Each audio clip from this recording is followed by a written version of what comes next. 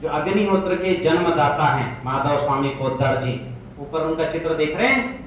हाँ, तो मैं उनके जो पुत्र आदरणीय जैन पोद्दार जी से अनुरोध करूंगा कि वो भी मंच पर आए और हमको पूरी जीवनी जो है बताएं। आइए। और उपस्थित सभी बहन भाइयों, आपने मुझे अग्निहोत्र के जन्मदाता महानुभाव श्रीमान माधव जी पोद्दार साहब के जीवन का परिचय आपको देने के लिए कहा है। तो कोशिश करूंगा, क्योंकि वो जीवन इतना विशाल है कि उसको शब्दों में बांध पाना असंभव है। जिस तरह ईश्वर का वर्णन करना असंभव है, यहाँ तक कि ईश्वर वाणी जो वेद है वो भी कहते हैं नेति नेति, यानी इसका कोई अंत नहीं।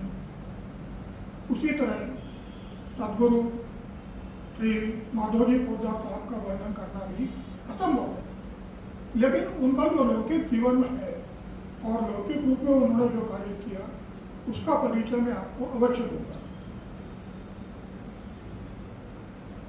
जिस अग्निहोत्र जयंती को मनाने हम यहाँ एकत्रित हुए हैं, उसके जन्मदाता का जन्म 1915 में विदिशा शहर में हुआ था, भोपाल के पास है। और विदिशा शब्द का अर्थ ही है विशेष दिशा। उस समय उसका नाम भेलता था और ग्वालियर रियासत की वो एक जागीर थी, और वहाँ के जो जागीरदार थे वो माधवजी पोद्दार साहब के नाना थे। तो उनका जन्म अपने नाना के घर पे हुआ और उसके बाद वो रहने वाले इंदौर के थे। उनके पिताजी ने रेलवे की नौकरी से रिटायर होने के बाद इंदौर में अपना घर बनाया था। तो उनका थोड़ा बहुत पालन पोषण इंदौर में हुआ, लेकिन जब वो पिताजी नौकरी में थे 1915 में, उस समय उनकी जो शिक्षा दीक्षा हुई वो अलग अलग शहरों में हुई। जैसे भोपाल में 1920 के आसपास मदरसे में उन्होंने शिक्षा प्राप्त की, क्योंकि भोपाल में उस समय कोई स्कूल नहीं था, मदरसे में ही शिक्षा प्राप्त होती थी। उसके बाद फिर यहाँ से उनका ट्रांसफ़र हो गया, तो अलग अलग शहरों में उन्होंने मिडिल स्कूल, हाई स्कूल किया जबलपुर से, और कॉलेजी शिक्षा प्राप्त की लखनऊ यूनिवर्सिटी से, लखनऊ से। उनका जो विद्यार्थी जीवन पूरा था उसमें अत्यंत मेधावी विद्यार्थी के रूप में वे जाने जाते थे, और उनका प्रत्येक शिक्षक उनके बहुत लाड करता था, क्योंकि जो पढ़ाया जाता था वो उनको तुरंत याद हो जाता था। ऐसी स्मरण शक्ति थी उनकी, जो अंततः कायम रही उनके जीवन के अंदर, जबरदस्त स्मरण शक्ति। लखनऊ यूनिवर्सिटी जो है वहाँ से जब उन्होंने बीकॉम किया तो मेरिट में फर्स्ट क्लास फर्स्ट और गोल्ड मेडलिस्ट, स्वर्ण पदक विजेता हुए। उसके बाद से 1935 के बाद से आज तक वो रिकॉर्ड नहीं टूटा है। बीकॉम में फर्स्ट क्लास फर्स्ट वो अभी तक अकेले हैं। ये और इसीलिए उस समय लखनऊ यूनिवर्सिटी के जो वाइस चांसलर थे रघुनाथ परांजपे, वो रेंगलर परांजपे के नाम से भी जाने जाते हैं, क्योंकि कैम्ब्रिज से उन्होंने मैथमेटिक्स में सर्वोच्च पदवी हासिल की थी, जो बड़ी मुश्किल से किसी को प्राप्त होती है, उसको रेंगलर कहा जाता था। तो भारत के वे एकमात्र रेंगलर, प्रथम रेंगलर थे कैम्ब्रिज यूनिवर्सिटी के। वो कलकत्ता यूनिवर्सिटी में भी वाइस चांसलर रहे, और लखनऊ यूनिवर्सिटी के बाद वो अपना रिटायर होने के बाद अपना खुद का कुछ करने लगे कार्यक्रम जनहित में। तो उन रेंगलर परांजपे में जो एक यूनिवर्सिटी में हजारों छात्र होते हैं, उन्होंने इनको सर्टिफिकेट दिया है। वो सर्टिफिकेट खुद मैंने अपनी आंखों से पढ़ा है। उसमें उन्होंने लिखा है कि जैसा विद्यार्थी अपने जीवन में मैंने नहीं देखा। ये जो कुछ भी करेगा उसमें सर्वोच्च स्थान प्राप्त करेगा, इसका मुझे विश्वास है। यूनिवर्सिटी का वाइस चांसलर अपने यूनिवर्सिटी के एक विद्यार्थी को इस तरह का दिया हुआ मैंने अन्य लोगों का भी देखा, कहीं मुझे पढ़ने में नहीं आया। हुआ ये कि लखनऊ यूनिवर्सिटी में पढ़ते हुए ही उनको अपने एक सहपाठी से प्यार हो गया, और वो बंगाली थी, ये महाराष्ट्रियन थे, इसलिए उनको ये मालूम था कि इनके पिताजी वो कभी भी इसको मंजूर नहीं करेंगे। तो उन्होंने लखनऊ छोड़ करके कलकत्ता जाने का निश्चय किया और पिताजी से कह दिया कि कलकत्ते में मैं जा रहा हूँ, और हमने इस तरह से शादी करने का विचार किया है। उसके बाद दोनों जने कलकत्ता पहुँचे और वहाँ आर्य समाज मंदिर में जाकर के शादी कर ली। साथ में कुछ नहीं था, ऐसे नहीं थे, कपड़े लगते नहीं थे, गहने जेवर कुछ नहीं थे, सिर्फ ये दोनों थे और इनका संकल्प था कि कलकत्ते में कुछ शुरू करेंगे। वहाँ जाकर के उन्होंने धर्मशाला में रुके, नौकरी ढूंढना शुरू किया। आप आश्चर्य करेंगे कि 15-20 दिनों में उन्होंने 15-20 नौकरियां की। जहाँ भी चले जाते तो अपने सारे सर्टिफिकेट दिखाते, लेकिन सबसे ज़्यादा वो अपील करता लोगों को वो रेगुलर ट्रांसफर का सर्टिफिकेट, कि ऐसा तो फिर ये तो अद्भुत है, इसको तो हमारे यहाँ चाहिए ही, नौकरी देना ही चाहिए।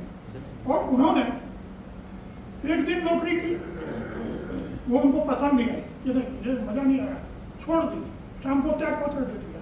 दूसरे दिन दूसरी जगह नौकरी की, इसी तरह बैंकों में उनको नौकरियाँ मिली, लेकिन बैंक में नौकरी मिली कैशियर, वो टेलर की, बैठ करके मतलब वो रुपये गिनना और ये करना, तो वो ऊंचे स्टूल के ऊपर बैठना उनको पसंद नहीं आया, इसलिए उन्होंने शाम को सुबह नौकरी मिली और शाम को उन्होंने बैंक की नौकरी से त्याग पत्र दे दिया। इस तरह त्याग पत्र देते देते एक जगह उनको नौकरी मिली, वो कलकत्ता के पास आसनसोल नाम की जगह है, वहाँ एक लालटेन फैक्ट्री थी, उस फैक्ट्री में उन्होंने मैनेजर की नौकरी की, जनरल मैनेजर। और लालटेन निर्माण होता था वहाँ पे, तो सारे भारत में सप्लाई होता था। वो लालटेन फैक्ट्री में कलकत्ता में रहते थे और रोज वो गाड़ी से या बस से वहाँ जाते थे या टैक्सी से आसनसोल जाते थे नौकरी के लिए। ये कौन सा समय था? 1947, अगस्त 1947, यानी उस समय भारत का विभाजन हुआ था और कलकत्ता में भयंकर दंगे चल रहे थे। उस समय ये अकेले रहते थे वहाँ पे, क्योंकि इनकी पहली पत्नी से इनका विवाह विच्छेद हो चुका था, तो वहाँ अकेले रहते थे। तो अकेले कहाँ रहे, इसलिए पेइंग गेस्ट के रूप में एक क्रिश्चियन महिला के यहाँ वो रहते थे और 4-5 पेइंग गेस्ट और थे। तो उस समय से इनको अंग्रेजी रहन सहन, अंग्रेजी ढंग का सब कुछ व्यवहार, इसका उनको बहुत पसंद था। वो तो सूट, पैंट, शर्ट और बिल्कुल वो भयंकर गोरे थे। वो बताते थे कि जब मैं आसनसोल जाता था तो रास्ते में इधर उधर ऐसे डेड बॉडीज पड़ी रहती थी, हिंदुओं की भी मुसलमानों की भी, लेकिन हिंदू और मुसलमान दंगई इनको छूते नहीं थे। तो हमने पूछा क्यों नहीं छूते थे? इसलिए कि लोग इनको अंग्रेज समझते थे, ईसाई समझते थे और अंग्रेज समझते थे, इसलिए न हिंदू दंगाई इनको मारते थे न मुसलमान दंगाई इनको मारते थे। उस पूरे दंगे के दौरान वो जाते रहे वहाँ आसनसोल, अप डाउन करते रहे, लेकिन उसी समय वहाँ उनका जो लालटेन की फैक्ट्री में जो उन्होंने काम किया, तो उनके जो मालिक थे कानपुर के सिंघानियों का कलकत्ता में भी व्यापार था और कानपुर में भी बहुत बड़ा व्यापार था। उनकी एक फैक्ट्री थी भोपाल में, पुट्ठा मिल के नाम से, स्ट्रॉ प्रोडक्ट्स लिमिटेड। वो पुट्ठा मिल मजदूरों के आंदोलन के कारण बिल्कुल ठंडे हो गई थी, उत्पादन बंद हो गया था पुट्ठे का, सब कुछ। और मालिक ये सोच रहे थे कि इसको बंद करना पड़ेगा क्या, क्योंकि उनके जो दूसरे और काबिल अफसर लोग थे वो कोई भी वहाँ पुट्ठा मिल जाने को तैयार नहीं था कि मैं वहां नहीं जाएंगे और कहीं भी भेज दो आपको, तमिल नहीं जाएंगे। तो ये तब की स्थिति थी जब उनकी माताजी ने दोबारा उनकी शादी की और वो अपनी पत्नी के साथ रहने वहाँ कलकत्ता गए लालटेन फैक्ट्री की नौकरी के दौरान। तो जैसे ही उनके मालिक ने, कमलापत सिंघानिया जो थे उनके नाम था, उन्होंने इनसे कहा कि आप भोपाल ज्वाइन करो। उन्होंने कहा ठीक है, कब जाना है? उन्होंने ये नहीं पूछा कि फैक्ट्री की हालत क्या है क्या नहीं। जब वो यहाँ आए तो आकर के उन्होंने देखा कि यह तो बिल्कुल फैक्ट्री तब पड़ी है, उत्पादन होने रहा, मजदूरों की हड़ताल हो रही है और कम्युनिस्टों की जो यूनियन है उसने पूरा ये बंद करने का निश्चय करके रखा।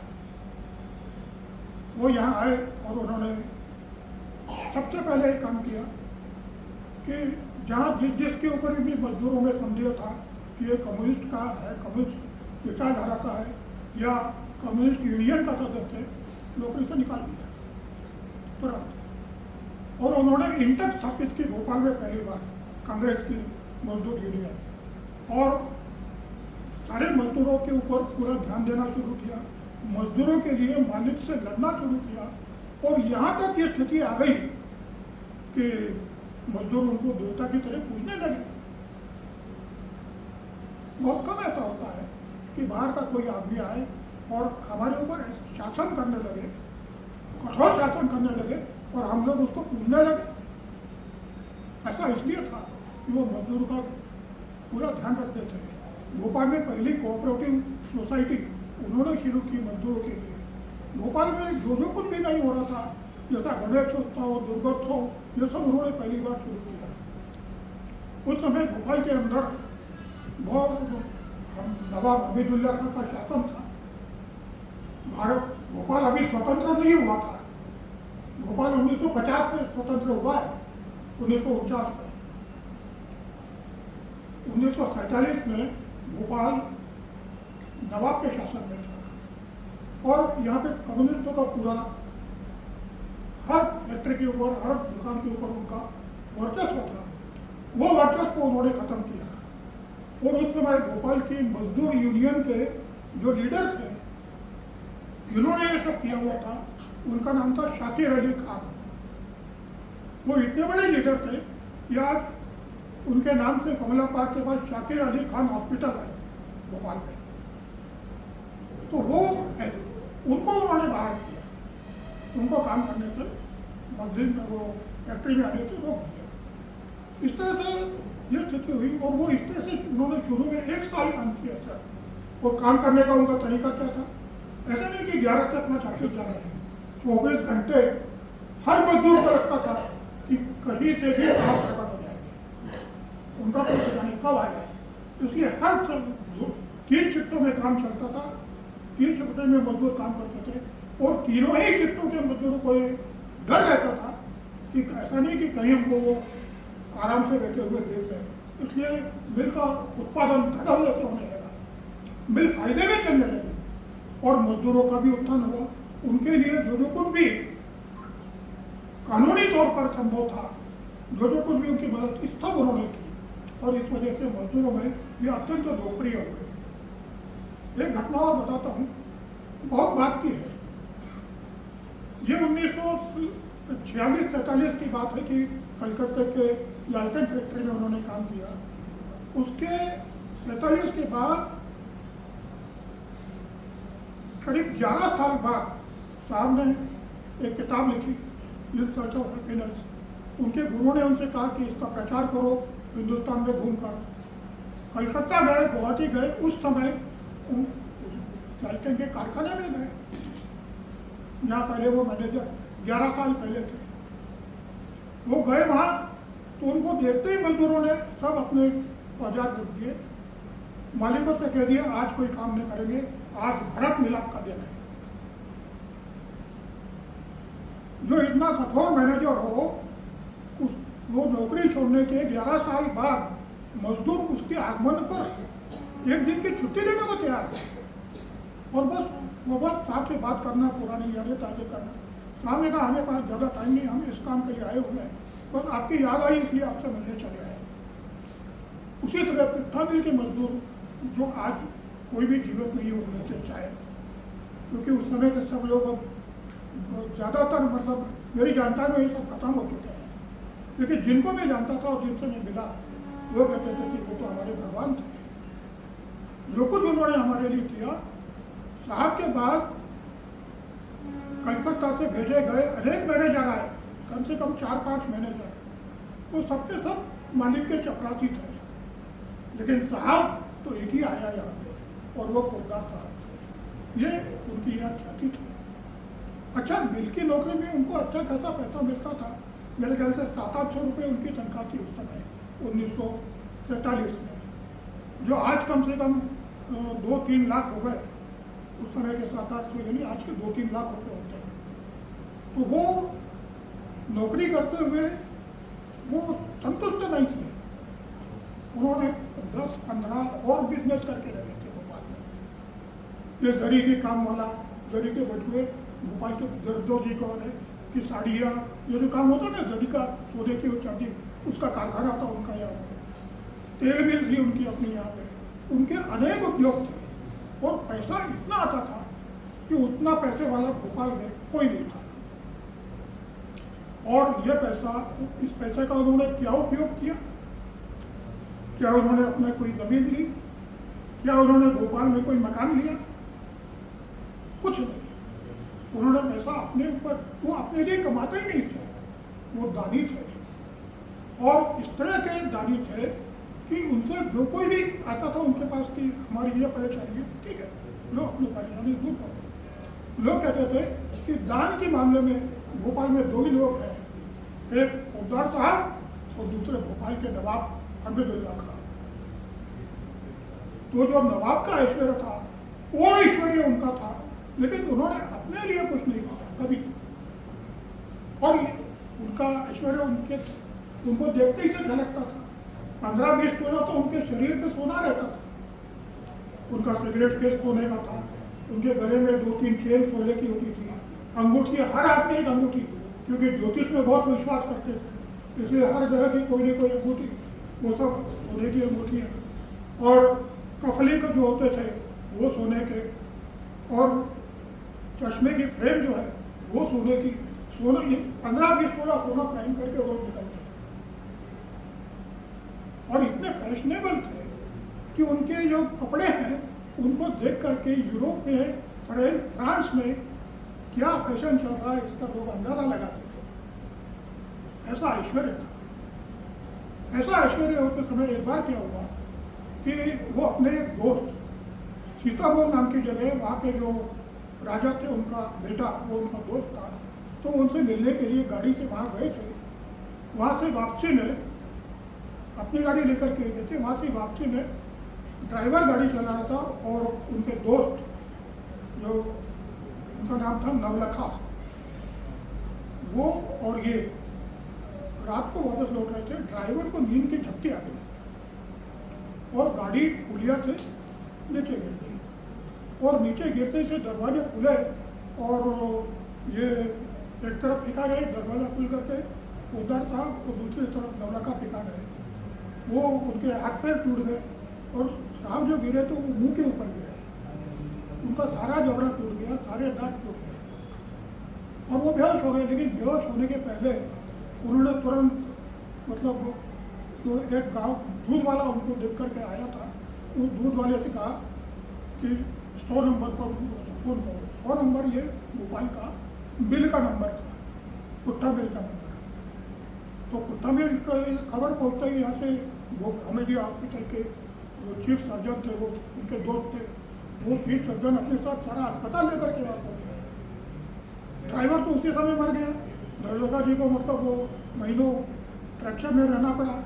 और साहब के बारे में डॉक्टरों ने कहा कि इनका कोई उम्मीद नहीं कि ये जिंदा बचेंगे कि नहीं, और अगर किसी चमत्कार से ये बच गए तो ये पागल हो जाएंगे, क्योंकि इनका दिमाग काम नहीं करेगा। इतना जबरदस्त व्यक्तित्व रखने वाला आदमी, अरे भोपाल में, पूरे भोपाल में शोक छा गया। ये और जगह जगह से हिंदू मुसलमान सभी लोग उनके लिए दुआएं करने लगे कि वो जल्दी से ठीक हो। उनके दांत जबड़ा सीधा हुआ था तो इसलिए नली से उनको लिक्विड खाना दिया जाता था। करीब 1-1.5 महीने बाद वो उनको ऐसा लगा, वो मतलब धीरे धीरे होश में आने लगे और होश में आते ही से एक मतलब सब उन्होंने सबकी पूछा मित्र का क्या हुआ, जो उनकी खबर दी गई। इसी समय उनको कलकत्ते से फोन आ गया उनके मालिक का और उन्होंने पूछा बिल का अमुक काम हुआ कि नहीं, अमुक काम हुआ कि नहीं। तो उन्होंने जो योग्य जवाब था वो दे दिया, लेकिन इनके दिमाग में एक बात आ गई कि मेरा इतना बड़ा एक्सीडेंट हुआ है कि मैं मौत के मुंह से लौट कर आया हूँ। ये हमारे मालिक ऐसे है कि इनको सिर्फ अपने बिल की फिक्र, मेरी फिक्र ही नहीं जिस आदमी ने किया। उन्होंने उसी समय तय कर लिया कि जीवन में आप कभी किसी की नौकरी नहीं करेंगे। ये तय करने के बाद तो उन्होंने देखा कि कारखाने तो बहुत लगा चुके हैं, नौकरी कभी भी मिल सकती है। जहाँ पहुँच जाएंगे, जिस जगह कहेंगे वहाँ नौकरी मिल जाएगी। नौकरी तो ऐसी चुटकियों में हासिल की जा सकती है, लेकिन अब नौकरी नहीं करना, कुछ और करेंगे। तो क्या करना, तो आप धंधा करेंगे, व्यवसाय करेंगे। लेकिन अब व्यवसाय करने से पहले वो चाहते थे कि हम व्यस्त हो जाएंगे, नौकरी में तो थोड़ा बहुत समय निकाल लेते थे, लेकिन अब इसमें व्यस्त हो गए तो बहुत परिवार को टाइम देने को व्यक्त मिला ना मिले। इसलिए उन्होंने एक गाड़ी खरीदी। उस समय तो उनके खुद की गाड़ी नहीं थी। उन्होंने एक सेकेंड हैंड गाड़ी खरीदी और उसमें महाराष्ट्र के प्रवास के लिए निकल गए। उनके पिताजी अत्यंत धार्मिक व्यक्ति थे और वो महाराष्ट्र के तुळजापुर, पंढरपुर और गंगापुर, इन 3 स्थानों पर होके आए थे और वहाँ से बड़े प्रभावित थे। तो उन्होंने इनसे कहा था, वो इनको जानते थे, ये ईश्वर में तो विश्वास करते थे, लेकिन तीर्थ स्थानों में, पूजा पाठ में, इस सब में साहब का विश्वास ही नहीं था कि इससे कुछ होता है और ये बेकार है कि वो समझते थे। तो इसलिए उनके पिताजी ने कहा कि हमारी ये इच्छा है कि तुम एक बार कम से कम वहाँ इन तीनों जगहों पर रुके आओ। उन्होंने दिमाग में रख लिया था वो। उसके कई साल बाद, 8 या 10 साल बाद, जब ये नौकरी छोड़ी तो उन्होंने सोचा कि अपन महाराष्ट्र भी घूम लेंगे और इन 3 जगहों पर जाना भी हो जाएगा। तो उन्होंने गाड़ी ली, यहाँ से लेकर के बम्बई गए, बम्बई घूमे, खंडाला गए, खंडाला में 10 दिन विचार किया कि अब कौन सा धंधा करना, क्या करना। उसके बाद उनको याद आया कि वो ऐसा बोला है, पिताजी की इच्छा है। तो फिर वो पूना पहुँचे। पूना के एक पेक्को मिल नाम की थी, वहाँ पे कागज़ कारखाना था खोपोली में। तो उसके जो मालिक थे MS पारखे, वो उनके खास दोस्त थे, मतलब उसको करेंगे दांत काटी रोटी थी उनके साथ। तो उनके मित्र ने कहा कि हमारे जो साले हैं वो अक्कलकोट नाम की जगह में रहते हैं और बालक मठ नाम का दत्ता संप्रदाय का मठ है, उसके वो मठाधीश हैं। तो अक्कलकोट से गंगापुर, अक्कलकोट से तुळजापुर और अक्कलकोट से वो दूसरी जो जगह है, ये तीनों जगह जो है ये आपको ऐसी पड़ेगी कि सुबह गए, शाम को वापस अक्कलकोट आ गए, शाम को अगले दिन सुबह गए, इधर गए, फिर वापस आ गए। तो ये सेंटर में पड़ेगा। तो उन्होंने चिट्ठी लिख के दे दी अपने साले के नाम। वो साले जो थे उनका नाम था परम सदगुरु श्री गजानन महाराज और वो मठाधीश थे वहाँ के। और उनकी उम्र उस समय मेरे ख्याल से 35 साल की होगी।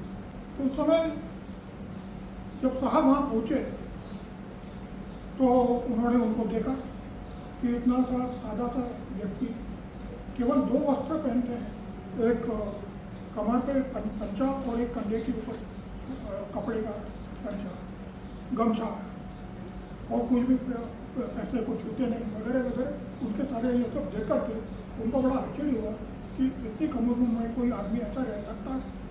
और फिर उनके अंदर एक विशिष्ट आकर्षण था परम सदगुरु। अब आगे से मैं जहाँ कहीं भी साहब कहूँगा तो उसका मतलब है कि पोद्दार साहब, माधवजी पोद्दार साहब, और परम सदगुरु कहूँगा तो उसका मतलब अक्कलकोट के बालका मठ के मठाधीश श्री गजानन महाराज। ये आप ध्यान रखिए। तो इस तरह से उन्होंने ये जब देखा तो वो उससे 7 दिन वहाँ रहे और इस बीच गंगापुर, दुर्गापुर वो फिर के भी आए और वहाँ से सीधे वापस आए भोपाल आकर के उन्होंने सोचा कि मैं बिजनेस करूँगा। और बिजनेस क्या करना, तो उन्होंने सोचा कि एजेंसीज मिल जाए। सबसे पहली उनको एजेंसी जो उनको मिली वो हैदराबाद आल्विन स्टील कंपनी की थी।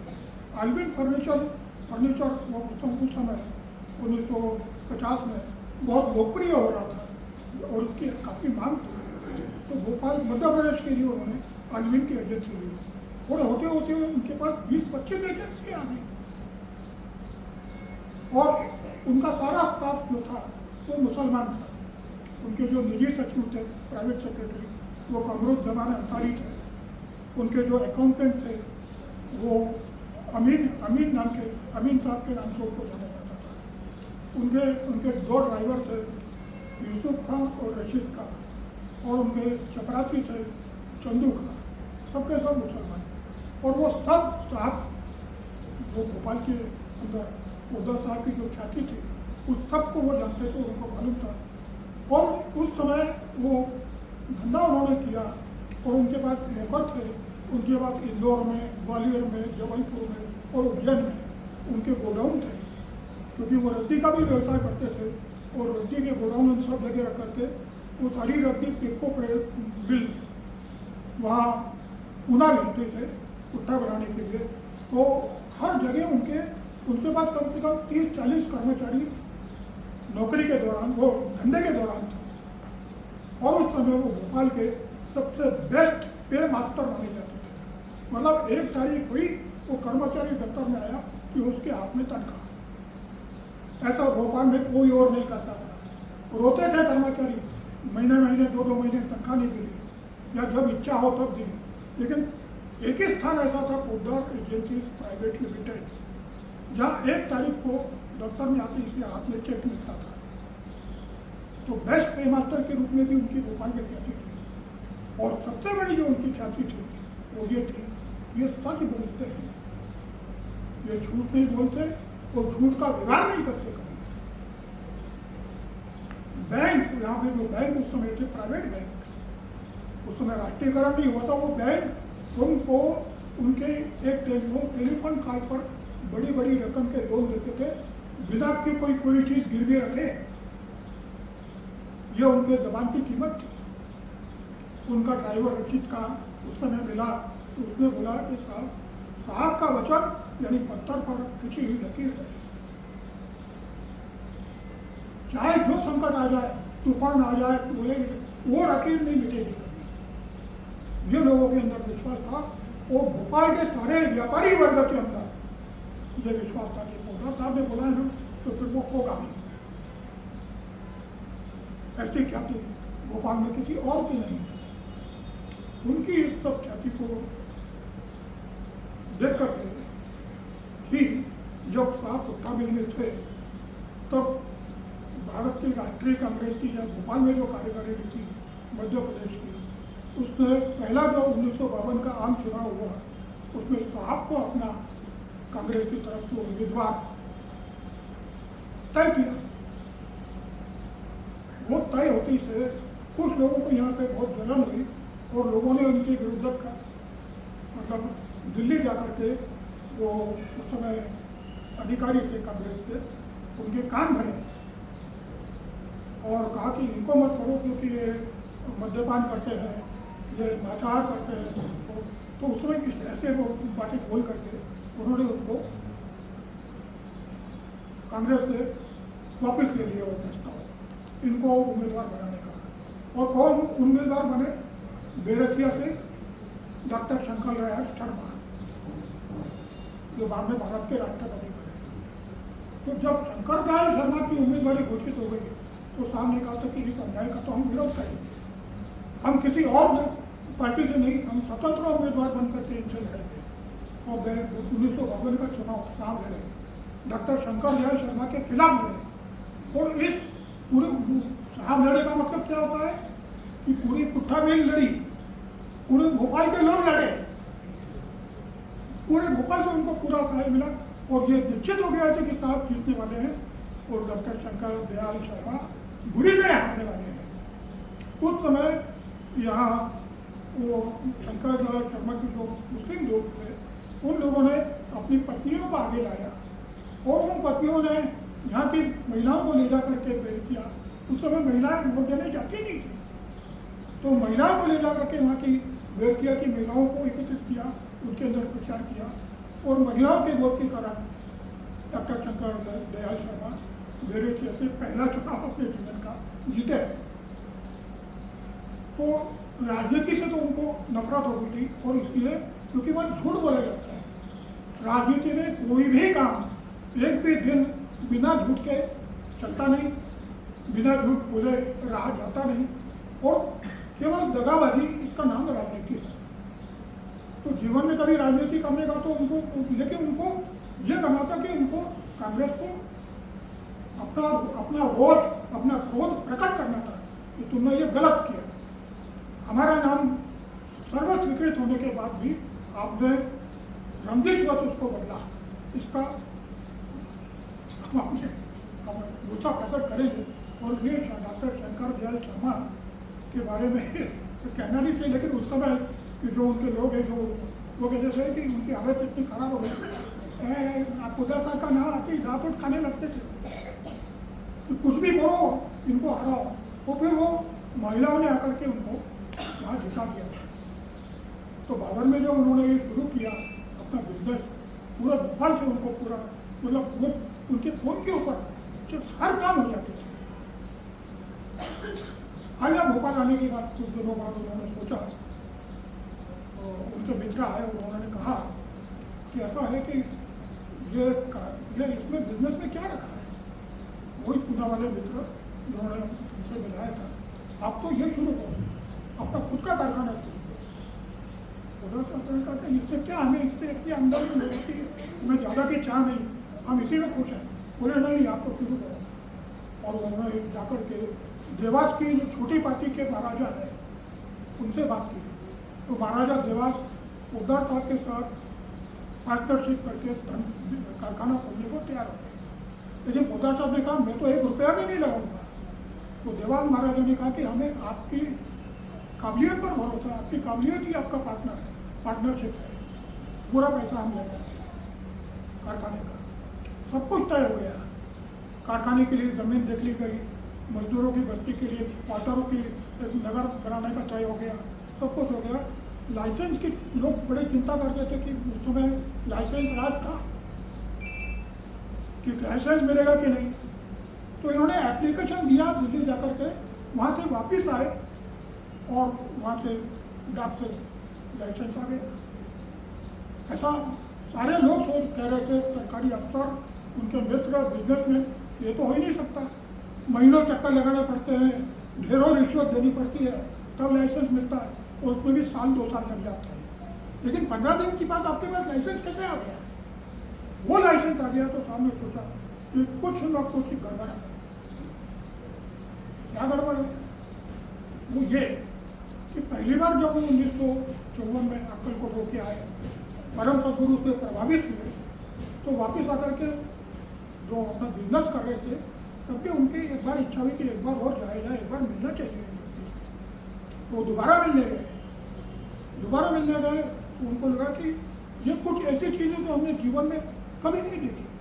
अनेक संत महात्माओं को देखा, अनेक मतलब बड़े संत महात्मा यानी हिंदू धर्म के नहीं, इस्लाम के, क्रिश्चियनों के और सिखों के, सभी के, क्योंकि इनके मित्र परिवार जो था वो इतना बड़ा था, भारत के हर शहर में उनके 2-4 मित्र थे।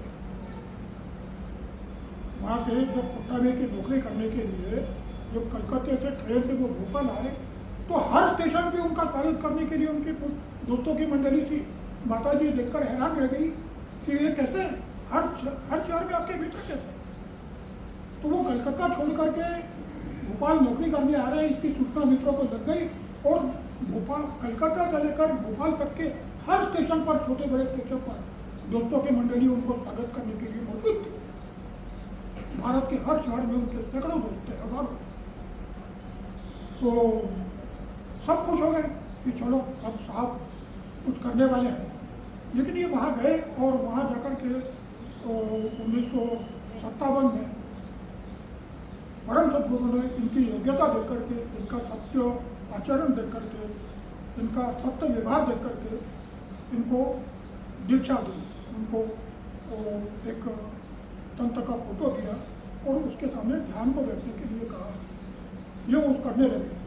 ये करते कि उनको जबरदस्त अनुभव आने लगे। क्या होता है कि हम सब भी ध्यान साधना वगैरह सब जीवन में कभी भी करते हैं, कभी छोड़ देते हैं, कभी करते हैं, एक करते हैं, दूसरा करते हैं, बदलते रहते हैं, लेकिन उसमें प्रगति होती नहीं है। क्योंकि प्रगति होने के लिए क्या आवश्यक होता है? मन की शांति।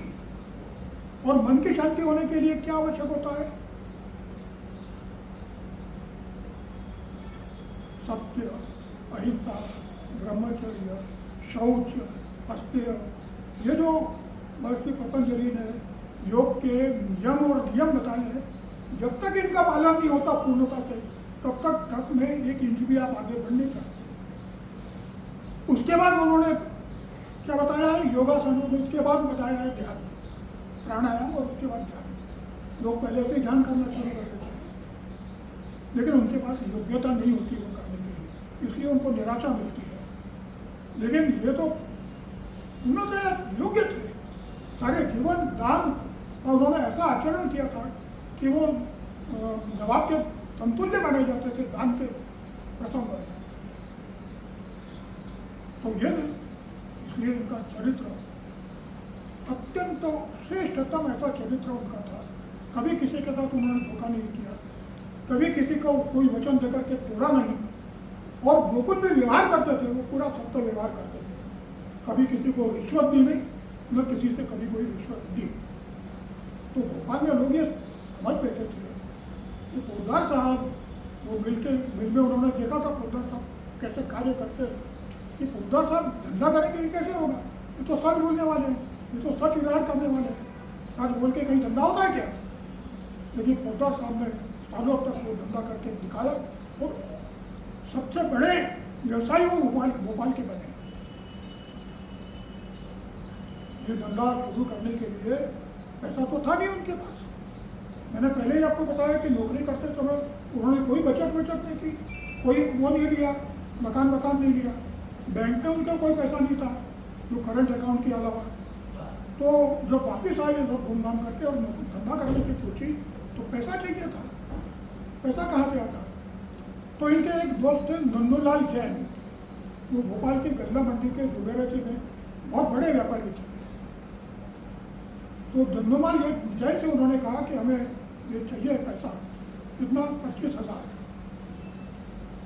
1957 के 25,000, उसका आप कैलकुलेशन करिए कितने लाख हो गया। तो वो बोले ठीक है, बोले मैं तो जा रहा हूँ, मुझे कल बिजनेस के सिलसिले में बाहर जाना है। तो वो चले गए। उस दिन अगले दिन सवेरे वो नंदूलाल जैन पोद्दार साहब के घर पर आए और माता जी ने बोले ये 25,000 रुपये लीजिए। तो बोले किस लिए? बोले पोद्दार साहब ने बोला था कोई लिखा पढ़ी नहीं, यहाँ के बैंकनी व्यापारी भी उनके साथ लिखा पढ़ी नहीं करते थे। ये विश्वास हासिल करना है, यानी अपने आप देवता के बराबर हो जाना है। जिनका भी व्यवसाय से जरा सा भी संबंध आया है वो इस बात को जानते होंगे। तो वहाँ उन्होंने ये जब देखा कि जब उन्होंने वो करना शुरू किया, दिन दूनी रात चौगुनी प्रगति, यह अनुभव उन्होंने जीवन में कभी नहीं लिया था, ऐसा आध्यात्मिक अनुभव। और इधर क्या आ गया कि महाराजा देवास पैसा लगाने को तैयार है, सब कुछ तैयारी हो गई है, केवल इनको हाँ बोलना है, और इनके हाँ बोलते से सारा काम कारखाने का शुरू हो जाएगा। इसी में एक बार वो अक्कलकोट गए, वहाँ पे इनके बाहर टहल रहे थे, उसी समय किसी ने परम सद्गुरु से कहा कि उधर साहब तो कारखाना लगाने वाले हैं। तो परम सद्गुरु ने कहा उनके पास तो अष्टसिद्धियां हैं, वे 1 के 8 कारखाने लगा सकते हैं। ये उन्होंने सुना तो ये और सावधान हो गए कि ये अपने को उलझाने की चाल है ईश्वर शक्ति की। क्योंकि इसमें नया क्या है? कारखाने लगाना, धंधा करना, बिजनेस करना, उसमें हम या तो वो कहते थे जहाँ पैर पटकेंगे वहाँ पैसा निकलता है। अगर आदमी के अंदर धमक हो तो जहाँ पैर पटकेंगे वहाँ पैसा निकलेगा। इसलिए ये तो हमने जीवन भर किया ही है। कई कारखानों में कंसल्टेंट थे वो एडमिनिस्ट्रेटिव विंग के, और भारत भर के शक्कर मिलों के अंदर, पेपर मिलों के अंदर वो कंसल्टेंट थे। लोग उनको प्लेन से बुलाते थे, आने जाने का किराया लेते थे, वो भारी रकम देते थे उनकी कंसल्टेंसी के लिए। तो उन्होंने सोचा ये तो हम कर चुके, इसमें क्या है, इसमें कोई मजा है ही नहीं, क्योंकि इसमें जो कुछ मजा है वो हमको आ चुका पूरा का पूरा। इससे ज्यादा ये काम करके इससे कुछ नहीं करने वाले। लेकिन ये जो हम कर रहे हैं ये बड़ा विचित्र अनुभव है, ये इस दुनिया का नहीं है। तो उन्होंने सारे रिश्तेदार तैयार थे, क्योंकि सबको कोई ना कोई पोस्ट मिलने वाली थी। सारे मित्र तैयार थे, क्योंकि हर एक को कोई ना कोई ऑर्डर मिलने वाला था बिजनेस का। सारे कर्मचारी खुश थे, क्योंकि उन सबका प्रमोशन होने वाला था। परिवार वाले खुश थे कि अब और ऐश्वर्य मिलेगा। तो उन्होंने कहा कि रुको, मुझे 15 दिन दो, मैं 15 दिन सोचूंगा, उसके बाद हाँ कहूँगा। और वो 15 दिन अपने ऑफिस में, अपने रूम में बैठे रहे और सोचते रहे कि क्या ये कारखाना लगा, ये जो नया आनंद मिल रहा है, इस नए आनंद को लो। 15 दिन बाद उन्होंने अपने सेक्रेटरी को और सारे स्टाफ को बुलाया और कहा कि हम कारखाना नहीं लगाएंगे, जो बिजनेस जैसा चल रहा चलता रहे, हमें नहीं चाहिए कारखाना। तो सब मतलब निराश हो गए, उनके मित्र सब उनसे नाराज हो गए। उनके मित्र जापान में उसकी मशीनों का ऑर्डर दे दिया गया था, उनकी डिजाइन उनके मिश्रा ने तैयार की और जापान से मशीनें तैयार होकर के आने, सब जगह नाना कहना पड़ा। महाराजा देवास को उन्होंने चिट्ठी लिख दी पोद्दार स्वामी, और वो चिट्ठी में लिखा कि आप इसके लिए पूरा पैसा देने के लिए तैयार हैं, इसका मुझे हर्ष है, लेकिन मैं इस पार्टनरशिप इसलिए स्वीकार नहीं कर सकता कि मेरे पास इन्वेस्ट करने के लिए 1 रुपया भी नहीं है। महाराजा देवास भी नाराज हो गए, सारा समाज उनसे नाराज हो गया कि क्या आदमी ये पागल है क्या, लक्ष्मी आई हुई है, 10-10 दरवाजों से लक्ष्मी आ रही, उसको ठुकरा रहा है। उनके परिवार वाले, उनकी माँ, उनके भाई, उनका ये सब उनसे नाराज हो गए कि भाई अध्यात्म करना ठीक है, अध्यात्म भी करो और ये भी करो। तो उनके पास ये नहीं था कि एक नाव में पैर रखो और दूसरी नाव में पैर रखो। उन्होंने कहा कि ये धंधा तो चल रहा है, इससे तो हमें पैसे की या परिवार को निर्वाह की सारी व्यवस्था है, लेकिन ये मार्ग हमारे लिए नया है, आप इस पर आगे बढ़ेंगे। जब उन्होंने ये तय किया तो सब लोग नाराज हो गए। ऐसे समय एक बार वो अक्कलकोट गए थे, तो उस समय उन्होंने सुना कि परम सदगुरु किसी से कह रहे हैं कि अरे देने वाला ने हाथी दे दिया तो क्या कंधे के ऊपर उठा के ले जाओगे। तो उनको लगा कि हाँ, मैंने बिल्कुल सही निर्णय लिया।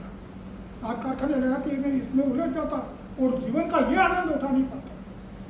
लेकिन उनको ये पता नहीं था, तो उनको बहुत बाद में पता चला कि ईश्वर ने एक बहुत बड़े कार्य के लिए उनको चुना हुआ है, एक ऐसा कार्य जिससे सारी सृष्टि पुनरुज्जीवित होगी, सारी सृष्टि मृत्यु की ओर जा रही है, सब जगह रात ही रात हो रहा है।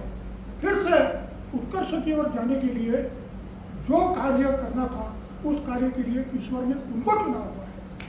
ये उस समय उनको पता नहीं था। तो जब उन्होंने ये निर्णय किया, उस समय उनके सद्गुरु उनसे प्रसन्न हो गए और उन्होंने कहा कि तुमने ये जो अनुभव लिए है, उन्होंने अनुभव क्या किए थे? उन्होंने अनुभव ये लिया था कि अध्यात्म मार्ग पर चलकर मनुष्य जीवन में जहाँ तक पहुँच सकता है वहाँ तक वो पहुँच चुके थे। और तब उनको ये आदेश दिया गया कि तुम अपने जो अनुभव है वो लिखो। और उन्होंने फिर 1959 में इन सर्च ऑफ हैप्पीनेस की पुस्तक लिखी। क्या मतलब इसका? सुख की खोज में। हर आदमी सोचता है कि ये सुख है, वो सुख है। एक नौकरी वाला सोचता है कि प्रमोशन हो जाए तो सुख है, एक निसंतान सोचता है कि संतान हो जाए तो सुख है, एक अविवाहित सोचता है कि शादी हो जाए तो सुख है। ये सब लोगों की अपनी अपनी सुख की परिभाषा है, लेकिन वो सब मिल जाने पर उसको लगता कि अरे नहीं, प्रमोशन भी हो गया, संतान भी हो गई, नौकरी भी मिल गई, लेकिन सुख तो इस और का ही है, ये तो है ही नहीं।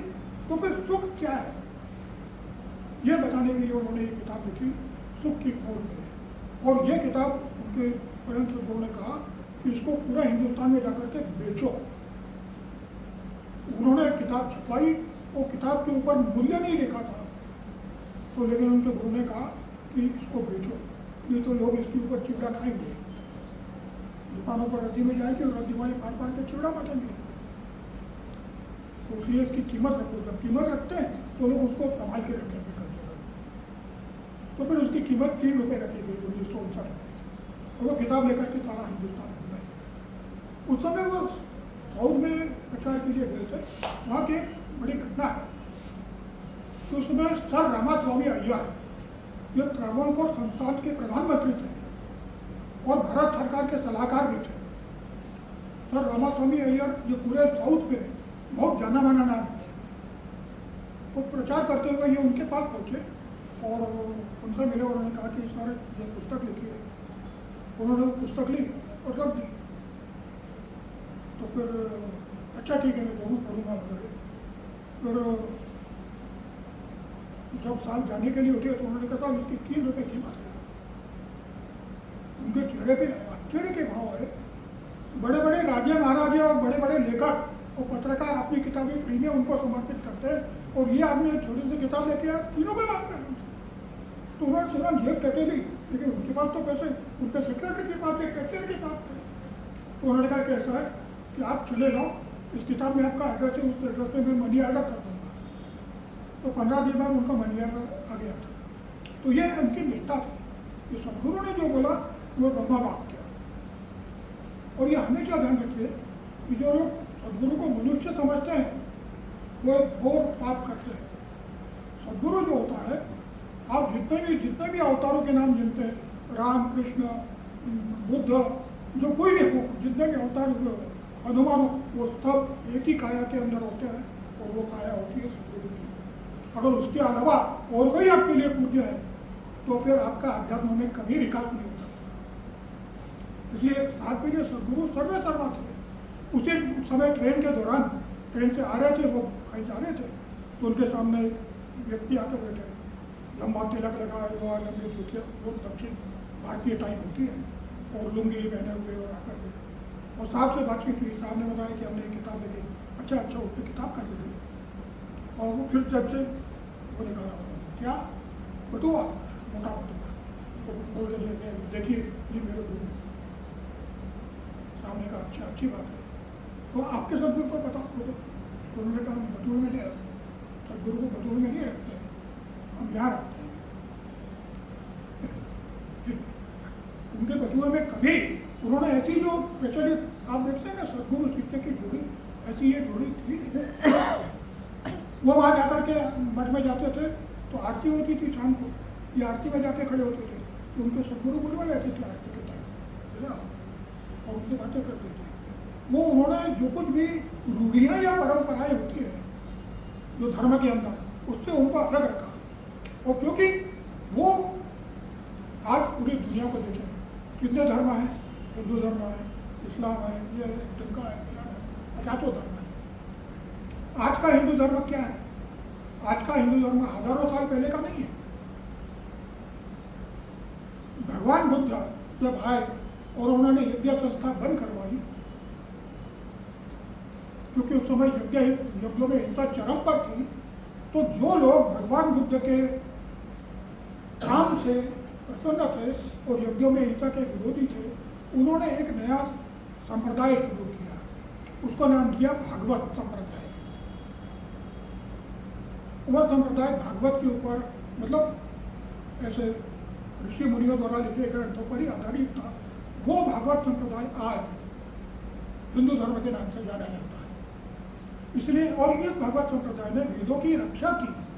संसार के किसी अन्य धर्म, सब पूरी पृथ्वी पर वेद धर्म फैला था, लेकिन हर जगह से वेद लुप्त हो गए। केवल हिंदू धर्म ने वेदों को संरक्षित किया और वेदों को आज तक टिकाए रखा ग्रंथ रूप में। यह हिंदू धर्म का बहुत बड़ा काम है। लेकिन हिंदू धर्म भी, जिसको हम धर्म कहते हैं, आज का हिंदू धर्म ये केवल संप्रदाय है। धर्म तो दुनिया में एक ही है और वो धर्म है वेदों ने बताया हुआ। वो क्या है कि यज्ञ, दान, तप, कर्म और स्वाध्याय, संसार के जितने भी अवतार आए सबने इन सबका आचरण किया है। भगवान राम अग्निहोत्री थे, भगवान कृष्ण अग्निहोत्री थे, भगवान परशुराम अग्निहोत्री थे, सभी, यहाँ तक कि रावण भी अग्निहोत्री था। ये तो सुबह शाम अग्निहोत्र करता था। सीता जी वहाँ रावण के कैद में थी, वहाँ वो सुबह शाम अग्निहोत्र करती थी। तो अग्निहोत्र ये धर्म है। तो धर्म क्या होता है? साहब ने उसकी व्याख्या की है। धर्म, जैसे मनुष्य का धर्म क्या है? भूख लगना, भूख लगना उसका धर्म है। अभी उन्होंने जैसे बताया, प्यास लगना, सांस लेना, ये मानव मानव मानव रूपी पशु का धर्म यह है कि वो इन सब पाचों का उपभोग करे और उसको प्रदूषित नहीं करे। ये उसका धर्म है। इस धर्म से जो विचलित हो गया, मतलब वो इनका उपभोग तो कर रहा है, लेकिन इन सबको प्रदूषित भी दुगनी रफ्तार से करता जा रहा है, तब वो अपने धर्म से विचलित हो गया। चाहे वो कितना ही पूजा पाठ करे, चाहे वो कितनी ही आरती गाए, वो अगर इस धर्म का पालन नहीं करता, उसका धर्म है कि पर्यावरण से उसने जो कुछ लिया है वो सब पर्यावरण को वापस लौटाए और पर्यावरण को शुद्ध बनाए रखे। तो मनुष्य का धर्म है, ये पशुओं का धर्म नहीं है। क्योंकि पशुओं के ऊपर ईश्वर ने यह जवाबदारी नहीं दी कि तुम पर्यावरण को साफ रखो, तुम पानी को साफ रखो, तुम हवा को साफ रखो। यह जिम्मेदारी मनुष्य को दी है और वो मनुष्य को दी है अग्निहोत्र के यज्ञ के माध्यम से। मनुष्य केवल इसी माध्यम से ये काम कर सकता है और कोई माध्यम नहीं। उसको कहते हैं कि पेड़ पौधे लगाने से प्रदूषण दूर हो जाएगा, हवा शुद्ध हो जाएगी। ठीक है, पेड़ पौधे लगाने से हवा शुद्ध करने की ताकत उनके अंदर है, लेकिन कहाँ तक? अगर आप पेड़ पौधों को जहर दो, खाद में जहर दो, पानी में जहर दो, हवा में जहर दो, तो पेड़ पौधे क्या कर सकते हैं? कुछ नहीं कर सकते। उनको भी शुद्ध जल चाहिए, उनको भी शुद्ध हवा चाहिए, उनको भी शुद्ध अन्न चाहिए, जो आप नहीं देते हो रासायनिक खाद, कीटनाशक दवा और इत्यादि के द्वारा। तो आप अपने धर्म का पालन नहीं कर रहे, आप अपने धर्म के भिन्न हो चुके हो, चाहे फिर आप हिंदू हो या मुसलमान हो या ईसाई हो। इसलिए आज चारों ये सारे धर्म जो है प्रचलित, ये सब संकट में है। हर आदमी को लग रहा है कि मेरा धर्म संकट में है। वो संकट यही है कि ये संकट, सबसे बड़ा संकट, सबसे बड़ा रावण ये प्रदूषण है। और इस संकट को अगर दूर हो जाएगा तो सब धर्मों की सुरक्षा हो जाएगी, सब संप्रदायों की सुरक्षा हो जाएगी, क्योंकि मनुष्य सुरक्षित हो जाएगा। मनुष्य के लिए ये सब है, मनुष्य इनके लिए नहीं है। तो इस तरह से एक मूल धर्म का प्रचार करने का उन्होंने बीड़ा उठाया और 1959 में परम सदगुरु ने उनसे प्रतिज्ञा करवाई कि मैं श्रुति का पुनर्जीवन कार्य निष्ठा के साथ करूंगा, ऐसी प्रतिज्ञा करूंगा। तो उन्होंने उनसे कहा कि आप तो जानते हैं कि मैं जो मुंह से बोलता हूँ वो करता हूँ, मुझे प्रतिज्ञा करने की जरूरत नहीं। लेकिन उन्होंने कहा करना ही पड़ेगा। ये हमने की थी 1944 में कि मैं श्रुति पुनर्जीवन करूँगा। तुम्हारी प्रतिज्ञा में 2 शब्द और डाले और वो है निष्ठा के साथ और कार्य तुम्हें करना है। तो उन्होंने कहा कि ठीक है हम करेंगे। और लेकिन उन्होंने कहा कि ऐसा है कि प्रतिज्ञा करने के पहले 3 दिन मौन रखो।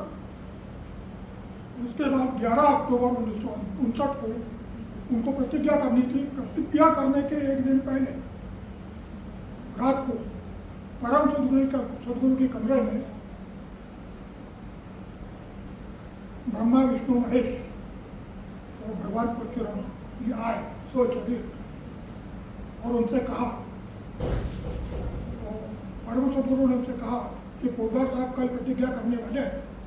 तो उन्होंने कहा कि आप समझो कि कृतयुग का प्रारंभ हुआ, अब कृतयुग का प्रारंभ समझो। उस 11 तारीख से ये जो इस विषय के विशेषज्ञ हैं वो ये बताते हैं कि ये सब कृतयुग के लिए तैयारी चल रही है। आज जो कुछ हम अपने चारों ओर होते हुए देख रहे हैं ये उस परिवर्तन की प्रक्रिया है।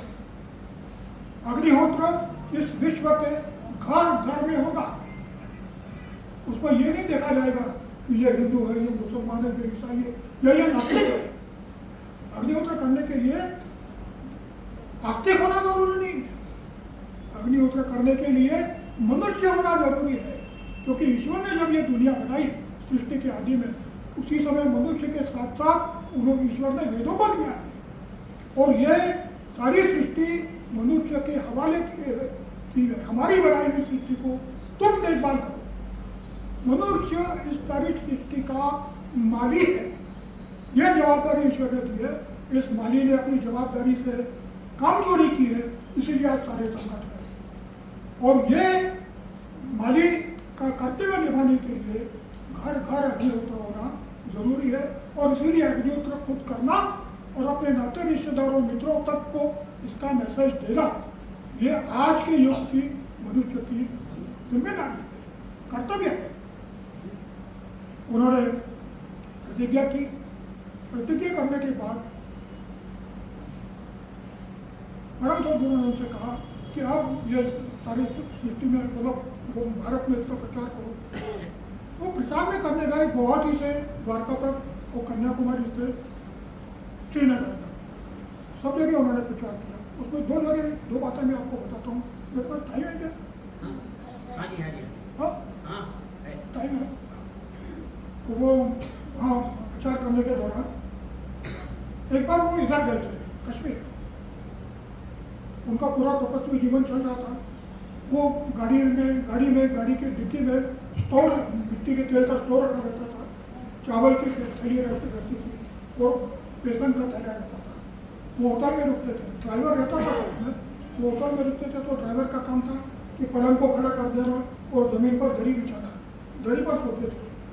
और सारा वो ऐश्वर्या था उन्होंने त्याग दिया था, सोना तो त्याग ही दिया था, बल्कि उन्होंने केवल धोती और एक कुर्ता, दो केवल कपड़े, कोई इनर वियर नहीं, तो दो कपड़ों पर सारी जिंदगी अंत तक गुजारी, ये तपस्वी जीवन जीते हुए। तो वो कश्मीर पहुंचे इन्हीं दो कपड़ों के अंदर,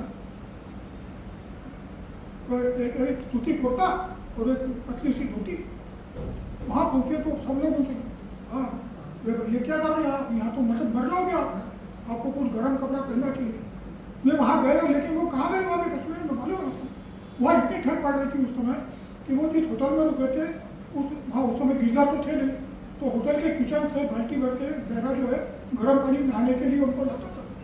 वो किचन से इनके कमरे तक पहुँचते पहुँचते बर्फ जैसा ठंडा हो जाता, इतनी ठंड पड़ रही थी उस समय। ये वो शंकराचार्य हिल वहाँ पर है, आदि शंकराचार्य ने वहाँ एक मंदिर बनाया हुआ है, शारदा पीठ बनाया हुआ है, वहाँ वो गए तो 800 सीढ़ियाँ चढ़ के ऊपर पहुँचे तो उन्होंने देखा कि वो शंकराचार्य जो है, स्थानीय शंकराचार्य, वो उन्होंने कोट पहना हुआ है, सब कुछ पहना हुआ है। वो वहाँ के जो सिगड़ी लगाते हैं, वो सिगड़ी भी पेट के ऊपर बांधी हुई है, वो सारे खिड़की दरवाजे बंद है। ये ऊपर गए, उन्होंने कहा कि हमें शंकराचार्य से मिलना है, ये किताब दे दी। तो उन्होंने कहा कि शंकराचार्य, तो बड़ी मुश्किल से वो बोला कि अंदर में, तो शंकराचार्य बोले अरे ये क्या, खड़े होकर उनको हाथ जोड़े, बोले असली सन्यासी तो आप है, हमारा तो ये हाल देखो क्या है, ठंड के मारे मरे हुए आ रहे हैं। तो उन्होंने कहा कि हमें ये नहीं मालूम, आज ये खिड़कियाँ खोल दें क्योंकि सांस लेने में तकलीफ हो रही है, ऑक्सीजन नहीं मिल रही आपके कमरे में। तो उन्होंने खिड़कियाँ खुलवाई और उन्होंने वो लिया उससे, और बोले आज तक मैंने ऐसा आदमी नहीं देखा आपके जैसा जीवन में, पूरा हिंदुस्तान घुमाऊँ। वहाँ से जो वो वापस लौटे हैं, तो वहाँ से वापस जब लौटने वाले थे तो भयंकर तूफान शुरू हो गया, ओले गिरने लगे, और श्रीनगर से उनको जाना था कुरुक्षेत्र, और उनके सद्गुरुओं ने कहा था कि अमुक तारीख को आपको कुरुक्षेत्र पहुँचना है। तो उसके अगले दिन रात को शाम, उस दिन सुबह वो निकले, और वहाँ घाटी के ऊपर पहुँचे तो देखा पूरे वो मिलिट्री लगी हुई है, और बड़े बड़े वो अर्थ मूवर लगे हुए हैं, बर्फ हटाने वाले, और जगह जगह भूस्खलन हो रहा है। तो उन्होंने कहा आप आगे मत जाइए। उन्होंने कहा हमें तो जाना, हमें कुरुक्षेत्र पहुँचना है, हमने सदगुरु को वचन दिया है कि हम सुबह वहाँ पहुँच जाएंगे कल सुबह, तो हमें तो जाना ही है। तो उन्होंने कहा मिलिट्री वाले बोले नहीं, हम तो इजाज़त नहीं दे सकते। तो बोले नहीं, हम आप इजाज़त दे या नहीं दे, हम तो जाएंगे। तो फिर बोले कि आप हमें लिख के दे दीजिए कि आप अपनी मर्जी से जा रहे हैं। तो फिर मिलिट्री वालों ने उनसे कागज़ पे लिखवाया कि मैं अपनी मर्जी से और अपनी पूरी जिम्मेदारी पर इस रास्ते से जा रहा हूँ, मुझे मना किया गया, मैं उसको मान दे रहा हूँ। उन्होंने वो लिख करके दे दिया, और ड्राइवर को बोला कि तुम पीछे बैठो, और अपनी गाड़ी चलाते हुए वो उस रास्ते से गुजरते लगे। इतने बड़े बड़े ओले गिर रहे थे कि वो ड्राइवर रशीद का वो बाद में कहता था हमसे कि ऐसा लग रहा था कि बड़े ढोल जो नगाड़े होते हैं ऐसे बज रहे हो, ऐसी छत पर से आवाज आ रही थी और ये चले जा रहे थे, किसी खतरे का डर नहीं। क्यों? क्योंकि सदगुरु ने बताया हुआ कार्य करना है। इसमें पंच महाभूत खिलाफ हो जाए तो भी हमारा कुछ नहीं बिगाड़ सकते। यह होती है श्रद्धा और ये होता है विश्वास। तो वो झगड़े वहाँ पे हमने भी खबर वो शाम तक वहाँ पहुँच गए कुरुक्षेत्र और वहाँ से टेलीग्राम कर दिया अक्कल को कि मैं पहुँच गया। वहाँ से जब वो वहाँ पहुँचे अक्कल को, तो उस समय उनके सदगुरु ने कहा है कि जब उस घाटी से तुम आ रहे थे उस समय सारे देवता तुम्हारे दोनों ओर खड़े थे और तुम्हारी प्रशंसा कर रहे थे, ताली बजा रहे थे जैसे आपने बजाया। ये तुम्हारा साहस देख कर ऐसा व्यक्ति। अब इसको ये काम दिया गया कि श्रुति कुंड जीवन किया जाए, लेकिन ये कैसे किया जाए? यज्ञ दान कर्म स्वाध्याय में से क्या लोगों को बताया जाए जिससे कि उनका जीवन बदल जाए, रूखा सूखा जीवन एकदम हरे भरे पेड़ की तरह लहलहा उठे। ऐसा क्या है? उनको खुद तो अनुभव था तब का। उन्होंने कभी यज्ञ किया नहीं था, उन्होंने कभी दान दिया नहीं था, वो तो उनका स्वभाव था दान देने का। मैं दान दे रहा हूँ ऐसा भाव भी उनके मन में कभी नहीं आया। तो उन्होंने गुरु से कहा कि यज्ञ जो पिछला था मुझे देखते समय जो देखा, तो उन्होंने कहा यज्ञ और दान से मैं क्या लिखूँ, मैंने ऐसे कुछ किया नहीं। तो उन्होंने कहा यज्ञ और दान से जो प्राप्त भी होता है, आदमी जीवन भर यज्ञ दान करके जो प्राप्त करता है वो तो तुम्हें पहले से ही प्राप्त है। निर्ममत्व, किसी चीज पर मोह तुम्हारा है ही नहीं। तो इसलिए तुम्हें तब जो है तो तब उनका प्रिय विषय था और उन्होंने लोगों को तब बताना शुरू कर दिया था, लेकिन कोई परिणाम दिखा नहीं। क्योंकि क्या हुआ कि जैसे स्वामी विवेकानंद जब वहाँ गए थे रूस में,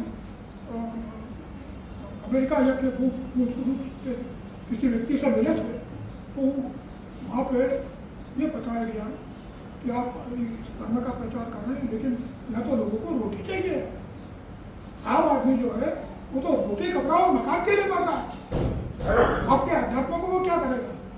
तो स्वामी विवेकानंद कहते थे कि ये उन्नति जब तक नहीं होगी तब तक मनुष्य अध्यात्म की ओर नहीं बढ़ेगा। तो तब तो वो हो नहीं सकता था साधन। तो वे एक बार इसी बेरागढ़ गांव के एक हीरालाल शर्मा नाम के सरपंच थे, वो भोपाल कोऑपरेटिव बैंक के अध्यक्ष भी थे, तो और कथा वाचन करते थे। पूरे जिले में उनका बांध था। वो एक बार साहब के पास मिलने आए और उनसे कहा कि बहुत तकलीफ में हो, पैसे की तंगी बहुत हो रही है, ऐसा व्यक्ति हो। तो कुछ समझ में नहीं है। तो साहब ने कहा ऐसा है कि हमारे पास एक उपाय है, तो उसको करो, तुम्हारी सारी तकलीफें दूर हो जाएगी। तो उन्होंने शुरू किया 22 फरवरी 1963 को इसी जगह रेलवे लाइन के बगल में गाँव है, वहाँ पहला अग्निहोत्र शुरू हुआ। और जिस दिन अग्निहोत्र शुरू हुआ उस दिन साहब इतने खुश थे, वो अपने घर गए, अपनी पत्नी से बोले कि कुछ मीठा खिलाओ। हम इतने 6-7 सालों से जो सोच रहे थे कि क्या दिया जाए, क्या किया जाए जिससे कि हमारी प्रतिज्ञा फलीभूत हो, वो साधन आज हमने मिल लिया है और वो है अग्निहोत्र। अब अग्निहोत्र का ही प्रचार होगा। अग्निहोत्र सब समस्याओं का है। और उसके बाद भी उनको ईश्वरीय संकेत, उनके सदगुरु ने कहा कि जब तक ईश्वर का संकेत नहीं मिलता तब तक ये कार्य शुरू नहीं हो सकता। और ये देखिए कि 63 में 22 फरवरी को ये हुआ अग्निहोत्र का पहला आचरण, और 1968 में 22 फरवरी को अग्निहोत्र का प्रचार करने वाला पहला प्रचारक था। वो भी इसी गांव का था, शीतल प्रसाद मिश्रा उसका नाम था। वो उज्जैन गया और उसने साहब से कहा कि हम अग्निहोत्र का प्रचार करना चाहते हैं। साहब ने किसी से नहीं कहा कि प्रचार करो, पहला प्रचारक उनके पास खुद पहुंचा। उसके बाद साहब ने कहा जब इसका प्रचार होना है। और आप ये देखो 1968 कितना कम समय, 1968 अभी 2024, इतने समय में दुनिया के 240 देशों में लोग अग्निहोत्र कर रहे हैं। और ऐसा नहीं यहाँ से जो NRI है वो कर रहे हैं अग्निहोत्र, मतलब यहाँ से जो भारतीय भाग है वहाँ के निवासी कर रहे हैं, ईसाई कर रहे हैं, मुसलमान कर रहे हैं। जॉर्डन में वहाँ के जो धर्म विभाग कहते थे, वक्फ डिपार्टमेंट के मंत्री, वो अग्निहोत्र कर रहे हैं, लेकिन उनको ये नहीं मालूम है कि ये भारत का है। उनको मालूम है कि साइंटिफिक है, इंडियन साइंस है, और इसी रूप में सारी दुनिया में फैला है। रूस में इस पर इतना गहराई से पूरा इसके ऊपर रिसर्च हुआ है कि आपकी उसकी कल्पना नहीं कर सकते। एक बात बताता हूँ कि नासा जो है, नासा के एक वरिष्ठ साइंटिस्ट डॉक्टर हॉबर्ट, वो यूगोस्लाविया के निवासी, मतलब यूगोस्लाविया में मूल के थे। उन्होंने जब ये पात्र देखा तो पात्र देखकर के बोले, वाह, who is this super scientist who has invented this shape? वो कौन परम विज्ञानी है जिसने इस आकार का आविष्कार किया?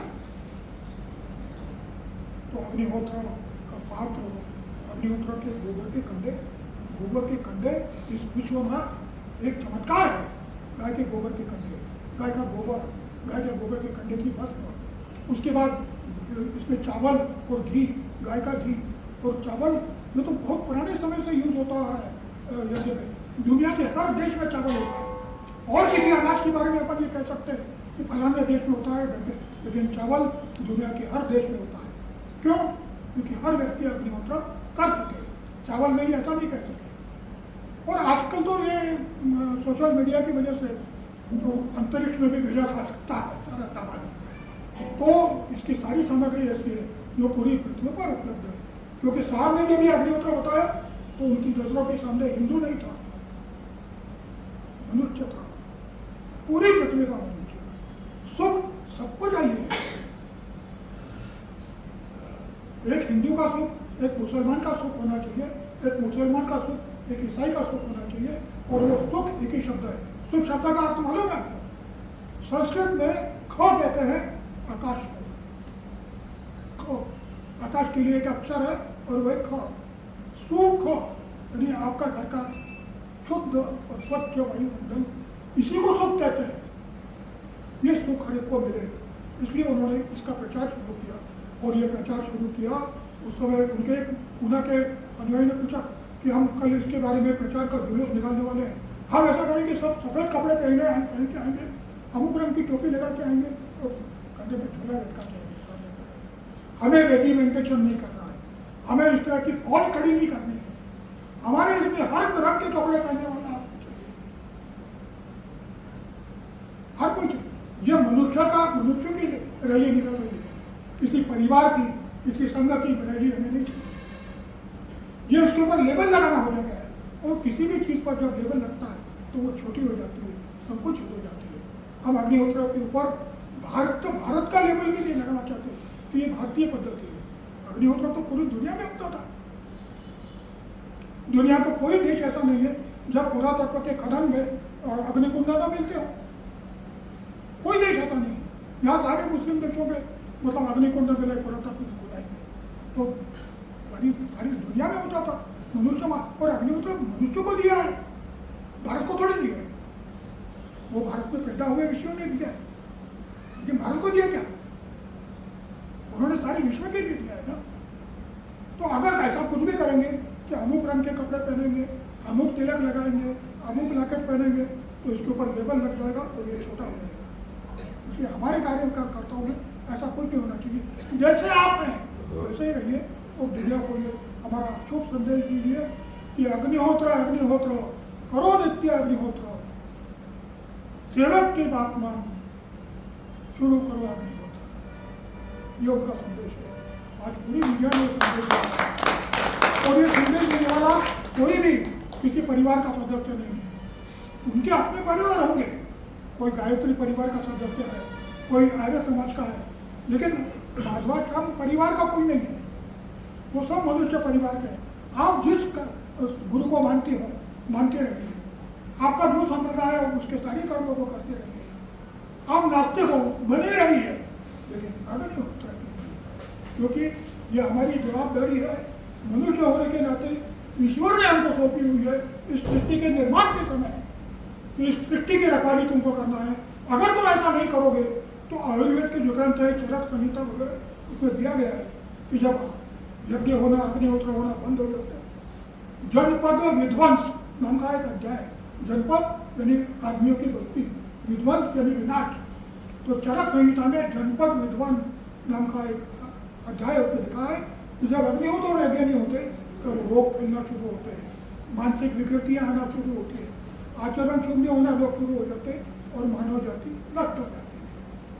तो इसलिए हम किसी भी मत के हों, किसी भी संप्रदाय के हों, हमारे कोई भी गुरु हो या नास्तिक हो, हम सबका कर्तव्य है कि पोद्दार साहब ने दिए हुए इस संदेश को खुद आचरण में लाए और जन जन तक पहुँचाए, और वो भी बिना किसी भेदभाव के। ऐसा नहीं एक आदमी प्रचार करने गया, वो यहाँ भेड़ पास के गाँव का था, तो वो साहब से मिले, साहब यहाँ जब आए तो वो आदमी 24 घंटे दारू पीता था। तो वो साहब ने उसको बोला अग्निहोत्र को, अरे साहब तो वो दारू पीता है। बोले क्या हुआ? कोई भी मनुष्य इसका अग्निहोत्र करने के लिए योग्यता है, 2 आंखें, 2 हाथ, 2 पैर और मनुष्य शरीर होना। वो आदमी क्या कर रहा है? अगर अग्निहोत्र के लिए उसको दारू छोड़ी होगी तो दारू पावरफुल है कि अग्निहोत्र पावरफुल है?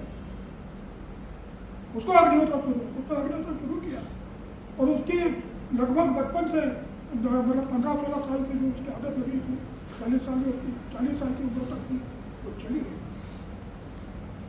तो मन का अंधकार, घर का अंधकार, तन का अंधकार और जगत का अंधकार दूर करने की सामर्थ्य इस अग्निहोत्र के अंदर है। ये इस दुनिया में इस 21वीं सदी का बहुत बड़ा चमत्कार है और आपके हाथ में है। वो आपको मिला हुआ है, उसका फायदा उठाइए और दूसरों को उसका फायदा पहुंचाइए। यही साथ के प्रति